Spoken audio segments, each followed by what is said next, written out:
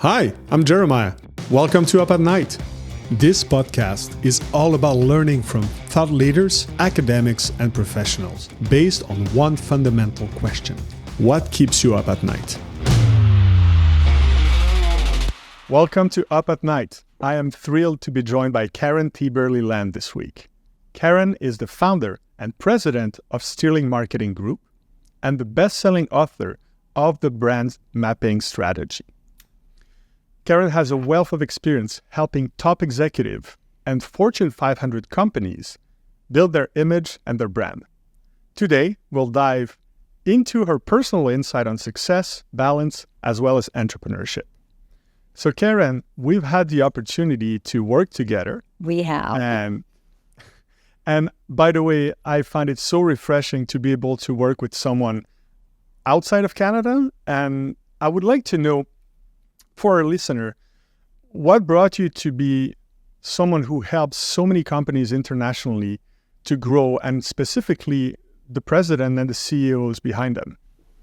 You know, it's funny because I when I look back at my career, I've actually been traveling and working internationally my entire career. It's just sort of how it worked out. And I've always loved to travel and I love other cultures. So for me, it's sort of natural that I would work beyond just the United States. I think to date, I've done work in 50 countries. So it's just sort of been my career path, if you will, and learned things I would not have learned had I not spent time working in other cultures and other countries. So I feel really, really fortunate that that's been my career path, to be honest, because I've obviously traveled personally, but I've also done a lot of work in other countries. And that's been really a blessing and something I feel very fortunate to have experienced in my career. You've been working with a lot of brands. 50 countries is nothing short of amazing. It is. And you're working with probably very highly demanding and high-profile clients. How, over the year, did you manage to balance your personal life with all that? Well, you know, I was thinking about this today in preparation for this podcast, and there's two things. One is I'm a little bit lazy. Now, most people that know me would not think that. I guess it's all relative, but I'm a little bit lazy, and I've always wanted to have a good life. So I never wanted to work to the point where I didn't experience enjoying my life. And so from very early on, I was always the person that believed in taking a lot of vacations and taking time off and not working. And it's not that I don't work hard. I do work hard. But I never had that kind of workaholic-driven tendency, right? I like to work hard. I like to play hard. But I really always did want to enjoy my life. And so I've always just sort of naturally leaned in that direction of having a balance. So it was not a huge struggle for me. Now, to be fair, I have colleagues that worked way harder than I did, sacrificed way more, and their businesses are 10 times bigger than mine, right? So it's not that I'm not successful. I'm very successful, but you know, I have colleagues that are 10, 15, 20 times more successful than I am. They also paid a price for that. And I just really early on felt that I wanted more of a life and to enjoy life, and I am a tiny bit lazy. So I didn't want to work, 24/7 and not have that kind of life. And so I'm a little bit unusual in that way, I think. It is refreshing because I know many people who pursued a career in the state of New York. And we're driven maniacs in New York. It's crazy. This rat race, as I call it, is just nonstop. Right. You always have someone behind your back just wanting to take that spot. But remember, I came from California, and we're a little bit more laid back in California. I live in New York now, but I spent a lot of my life in California. I grew up in California. That's fantastic. You were telling us about, that notion of success, that I'm successful, but some other people managed a different type of success, or by the eyes of society are more successful. What is your definition of success? Well, and that's a good question. When I say they're more successful, I mean their companies are bigger, they're worth more money, et cetera. That's a measure of success, and all power to people who are doing that.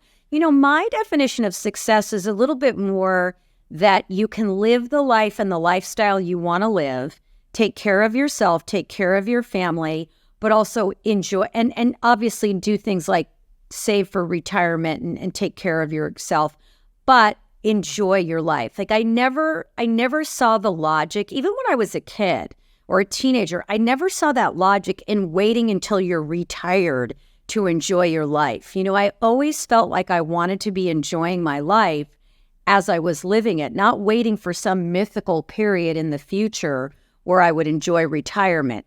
That's not to say there aren't weeks I have overworked or times I haven't made a sacrifice, because of course I have. Anyone who is successful had. But somehow in my mind, I always had this idea that success wasn't just the amount of money you made or how many people knew you or, the reputation that you had, but success was also your friends. And were you taking care of your friends? And were you spending time with your family? And were you enjoying your life? And were you having new experiences? Like I always intuitively just sort of had that. And quite honestly, I think I really got that from my dad. My dad was extremely successful in what he did, but my father also really valued enjoying his life. He had things beyond his work. And I remember as a kid, he and my mom always had like art and theater, and they were folk dancers and they were campers. I hate camping, but that was their thing, but they were campers. And so my father was a great role model for that. I'm curious because many entrepreneurs really struggle with that balance. They would love to have the time and more time to spend with a significant other or family. Yet they realize that they have to work on and inside their business almost at all time. So do you think that being, so to speak, lazy helped you build systems that allowed you to be more efficient, that allowed you to streamline certain things? I do. I'd like to know a bit more about that. And when I say lazy, I mean, you've worked with me, so I'm not really lazy. But what I mean by lazy is that I don't feel this constant, underneath flame of like, I've got to get more, I've got to do more, I've got to make more happen. Like, I don't feel that constant pressure. That's what I mean by lazy, right? I'm like, yeah, that was good. I achieved that. I'm there. I'm happy, right? That's what I mean by lazy. It's not like the ever disappearing horizon where you get there and then it's like, okay, what's next? Nothing's ever enough. I've never really had that. I've had goals, but I've never had that feeling of like no satisfaction once I get to the place. I always have that sense of like, oh, that was good. I achieved that. What do I want to do next? Is there anything I want to do next? But not that underlying pressure. But I tell you, I was very fortunate because one of the first mentors I had was he's no longer with us on the planet. His name was John Garner, and he was a wonderful mentor and teacher to me. And he ran a time management company that he trained me to lead a time management workshop. I think I was maybe 20 or 21 years old. And one of the great things that I got from him was really these skills of time management and energy management. And that has been just saved me my entire career because I learned those skills and principles of time management and energy management when I was young.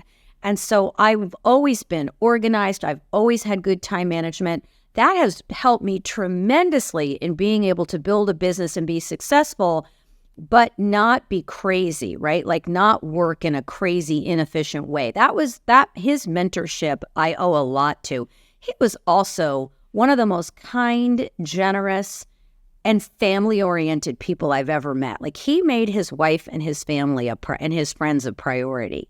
He enjoyed his life. And so I think I really was lucky in that mentorship. And then somebody else was a mentor to me. And I don't even remember who this person was because I was working in a department store and they came in just to get something figured out in the department. And I can't even remember this person's name, but I was maybe 18 years old. And I remember we were talking one day and she said, Karen, I'm going to tell you I was 18, right? 18. She said, there's 3 things to do to be successful. She said, the first thing is show up. Most people don't even show up. They make an appointment, they don't show up. They say that, show up. That's the first thing. She said, second thing, show up on time. She goes, most people are not on time. And I'm sitting there at 18 thinking, this is kind of basic advice, isn't it? And she said, and the third thing is do what you say you're going to do. And she said, if you do those three things, you will be more successful than 80% of the people out there or 90% of the people out there. And Jeremiah, I will tell you, to this day, I show up on time, and with rare exception, I do what I say I'm going to do. Because I have found that those three disciplines really do lead to being successful. And those have nothing to do with overwork or how much time you put in or the next thing or the next thing. Those are just like practices that if you do them, you really are ahead of most people, because it's shocking how many people don't show up on time, don't do what they say they're going to do. It sounds ridiculous, but you know from being in business how actually rare that is. It is an unfortunate reality, and I think the fact that now everybody's connected virtually makes it even worse. Even worse. I mean, my work is with CEOs on helping them rebrand their CEO brands and their executive brands.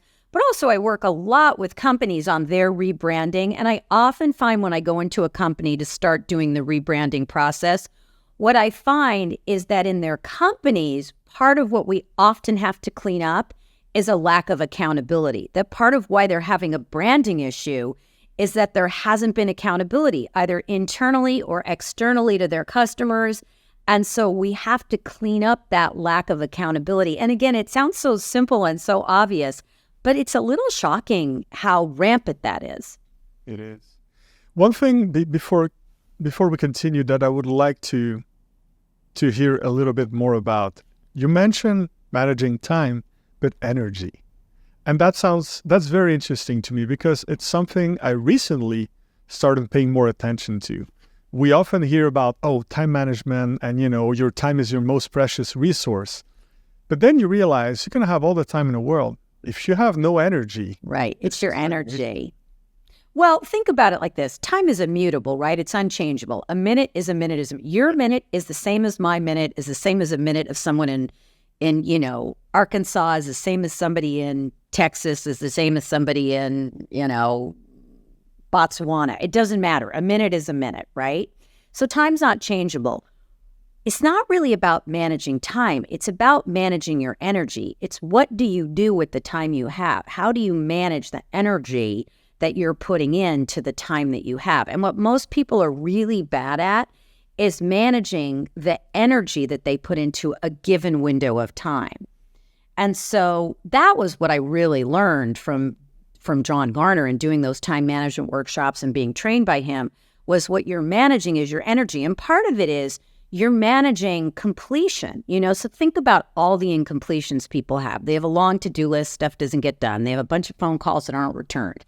They have 25 things that they know they need to do. They've been passing that same light bulb that's burned out in the hallway 75 times and thinking, I got to change that light bulb, right?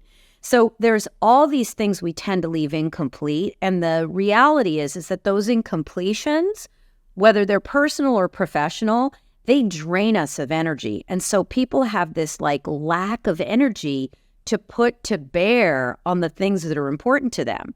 Whereas if you get a sense of completion with things, that generates energy, right? And then you have all that energy to put to bear on the things that are important. And you don't get completion necessarily by getting something finished, because there are things that obviously take multiple steps to get finished. You get energy by knowing where you're at with things. And so what happens is it's the things that hang out in limbo. I'll get to that later. It's that same email that you just look at and know you got to deal with, as opposed to making a decision. I'm going to delegate that. I'm not going to do it. I'm going to tell the truth. I can't do that thing, right? I had a client last week who I've been working with for 3 months now. Wonderful man, great CEO, super successful. He said, Karen, I love you. I love everything you've done for me personally and my brand. I don't have the time to dedicate to this. Can we put this on hold? And I was like, absolutely. Because the truth is, if you're not going to dedicate the time to it, it's just another incompletion. And I don't want to be an incompletion for someone. I'm like, put it on hold, no problem, right?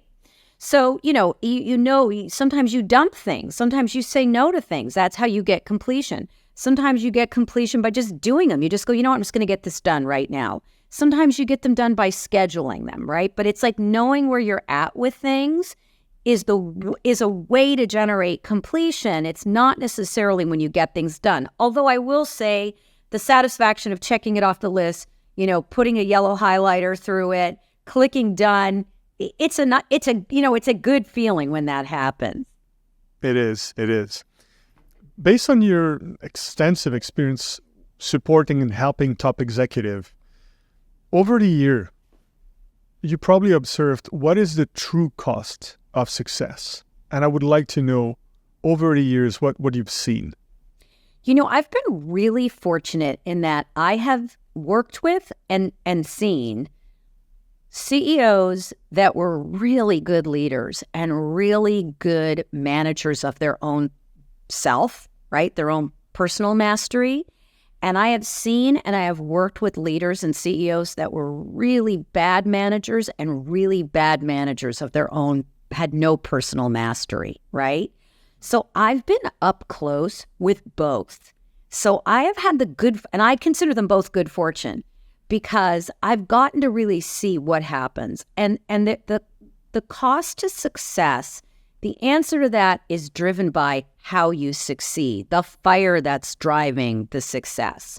So for the people where the fire that's been driving their success is a purpose bigger than themselves and a commitment to other people and a commitment to the employees and a commitment to their clients and a commitment to making a difference, the success that those people often have, the cost for them sometimes is a little bit more time than they might have wanted to have put in, et cetera. But the people who really pay a cost are the people I have found that are driven by making as much money as they can. It's all about the power. It's all about the prestige, or it's all about the control. Those are the people that I've observed pay the highest cost. They sometimes make a huge amount of money, but they pay the high and they accumulate a lot of power, but they pay a very high cost in relationships with their children, relationships with their spouses, their health, by the way. Huge health costs that I've seen with those people. Their personal relationships with other people. So you can be extremely successful and have great family and great friends and great health, but it's often the engine that's driving that success that I find is what has the impact. And even for the people that what's driving it is wanting to make a difference, they still have to be conscious and aware of how are they balancing those things out. Like I had a client the other day, a CEO, wonderful man, really purpose-driven in his company, super successful. But he said, I'm going on vacation with my wife, and my wife's a little kind of upset because I've been so busy with this capital raise. I haven't been paying as much attention to her as I normally do. And they have a great relationship. And I said, okay. I said, you only have one job on your vacation, and that is to forget about work and just make sure your wife is the number one priority. So I texted him the other day, how's it going with your wife being the number one priority? And he's like, sent me a thumbs up. He's like, yep, all that's happened is I've made my wife my number one priority, So he just needed like a little reminder in my executive coaching session with him, because he's someone that really knows that's important, right? But he just needed a little reminder. And I find that when people are driven by purpose, sometimes a reminder is all they need, and then they self-adjust. Whereas the people that are just driven by that ever-disappearing horizon, it's never enough money, it's never enough success, it's never enough power, it's never enough accomplishment, it's never enough wins. There's not enough reminders in the world because they will put that ahead of anything. Now, it's not for me to judge those people, by the way, because everyone gets to choose their path. Just as someone, though, who's observed this close up over 25 years, that group to me overall is usually a less happy, less satisfied, more divorced, less close relationships, less emotional relationships group, less healthy group than this group over here. That's been my observation. But again, I'm not judging anyone for how they decide to do it, but I have noticed there's a consequence for pursuing success in that way. It takes a humongous amount of discipline to maintain that balance. And I'm wondering, there's been recently amongst newer generation of CEOs, a spotlight. Social media is like, oh, entrepreneurs, CEO, top level executive have to maintain that high profile image at all times. It's as bad as being an actor almost nowadays. And that must probably take a toll on their personal life and their relationship. Is this image real, or it's really a projection like many others we see on social media? I mean, you think of it, there is a public stage aspect to being a CEO or an executive today. There's no doubt about it. And to be fair, if you want to be fiscally responsible to your company, you do have to do that. It's not a luxury. It's actually an obligation if you're a CEO today.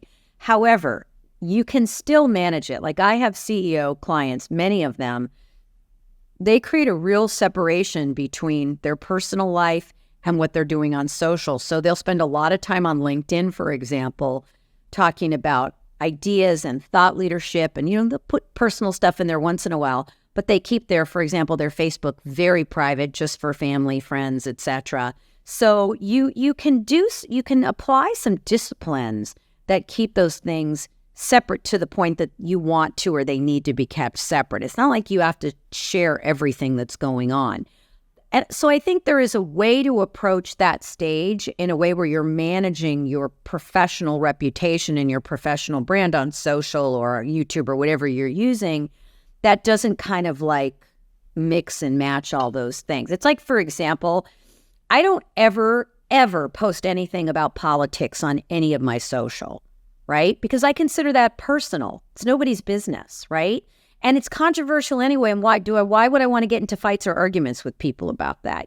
All the stuff I post on my social is thought leadership, ideas about branding, ideas about marketing, ideas about leadership.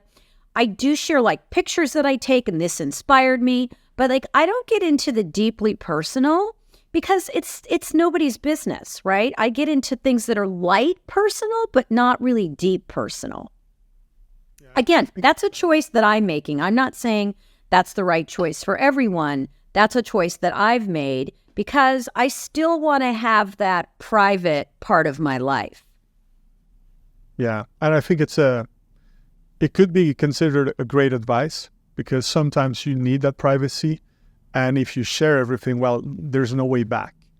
No, and you also, there's no such thing in the world we live in today of someone not being offended by something you say. I could say to you, wow, you got a new haircut and it looks great. And there will be someone that will be like, you're objectifying him, that will be upset or angry or offended.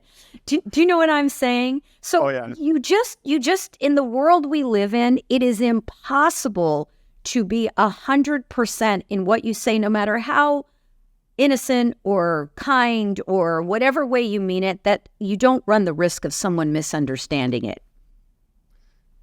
Karen, talking about that, if anyone is looking for an advice to build or improve their personal brand right now, could you share with us a couple of advices you would offer them and maybe a couple of books, because I know you have written a lot of books as well. Well, I mean, I think one thing is and the advice is the same. I give the same advice when I'm rebranding a company, just as when I'm rebranding an individual. And I think one piece of advice is you have to understand, why are you doing that branding? Are you doing it for more market share? Are you doing it for a different reputation? Are you doing it because you've gone through a change or your company's gone through a change? Are you doing it because you need to establish more thought leadership and be out there more to create more of a pipeline? It's really important to understand what's the outcome of that branding or rebranding you're trying to do, because that drives your strategy, right? So I think that's one thing, is really understand why you're doing it. I think the other piece of advice I have is you really have to build it organically from the bottom up. So people call me all the time and go, hey, we want you to come rebrand our company and we're looking for a new logo and a new website and, some PR. And I go, okay, wait. Have you stepped back to ask yourself these 10 questions? Because the answer to these 10 questions are really important before you go and spend all this time and money doing that. My next book is called No More Drunk Marketing, because to me, I consider that like drunk marketing. I have a new client, that called me. The CEO called me in because they had just finished spending, before he was there, he's the new CEO. They had spent $350,000 on an agency for new name, new logo, new brand, new website. They hate all of it. None of it works. Well, none of it works, not because the agency was a bad agency, but because they didn't answer they didn't do their homework, right? They didn't answer those 10 questions. They didn't look deeply at why and who were they. And they didn't answer all those questions before they started spending all that money doing that. And that's a extremely common thing that happens, right? So to me, before you go out and you have this whole thing, you have to really step back and look at who are we? What's our purpose? Who's our competitors? What's our messaging? What are we really trying to say? Who's our audience? What makes us unique, right? What do we really stand for? What's the feel or the tone of our brand? Like there's all of these things you have to think about and answer before you start to shift and create what your brand looks like and sounds like and is represented like in the world. And I think that's a really important thing that people don't often do personally, and they often don't do for their businesses either. Now, if I had to read a book, okay, what should I read first? Well, of course, I have to recommend my own book because otherwise, the brand mapping strategy, design, build, and accelerate your brand. That's one book I would recommend. I'm trying to think just off the cuff of what another book would be. Now you've got me. I can't think of one off the top of my head. I know there are books that I've loved, but I honestly can't think of one off the top of my head. That's good. That's okay. You know what? I think if people would like to know a bit more about the book you wrote, they can always go check your LinkedIn. Yes. They can all go on Amazon. Yep. StirlingMarketingGroup.com. So I would invite anybody and everybody to really go check out Karen. Thank you so much for being on the pod today, Karen. I really do appreciate that. My pleasure. It's been an amazing conversation. Thank you. Thank you so much for being part of the Up at Night family. If you've liked what you heard today, don't forget to rate, follow, subscribe, or leave me a comment below. New episodes of Up at Night drop every week. Make sure you're subscribed so you don't miss a single episode. I'm Jeremiah Curvers. Until next time.